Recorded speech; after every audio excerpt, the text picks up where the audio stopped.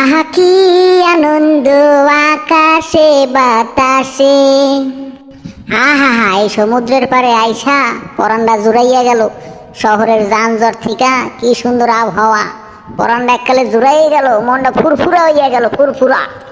কিরে রাজু, পিকনিকে আইসা একা একা ওই সাগর তীরে বসে রয়েছিস কেন? দেখিস আবার কুমিরে যেন খেয়ে না ফেলে। আরে বেটা, সাগর তীরের মজা তুই কি বুঝবি? আয় আয় আমার পাশে শুইয়া পড়, দেখ কি সুন্দর ফুরফুরা বাতাস, মনটা একবার শীতল হইয়া যাইব, শীতল। কি বলস, তাই নাকি? দাঁড়া, আমিও আইতাছি তোর লগে। এইবার বল তো দেখি কেমন লাগে। আইসা তো বইয়া পড়লি আমার লাগে, বল কেমন। আহা হা, আহা হা, আসলে রাজু রে, তুই অনেকক্ষণ ধরে অনেক আরাম খাইতাছস। আমিও তোর লগে আইসা তোর সঙ্গ দিতাছি, বুঝছস? সেই শান্তি লাগতাছে। শহরের কথা তো ভুললেই গেছি, মনে চাইতাছে আজীবন এই জায়গায় কাটাইয়া দি।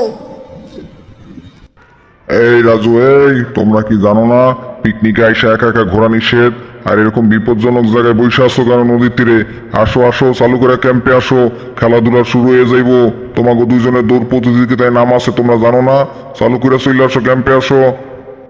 হ্যাঁ স্যার, আইতাছি আইতাছি। দাঁড়া রাজু, দাঁড়া, আমারে লইয়া যা। আমার একা তুই কই যাইতাছস? আমিও তো দৌড় প্রতিযোগিতায় নাম লাগাইছি। দাঁড়া, দৌড় দিতাছি।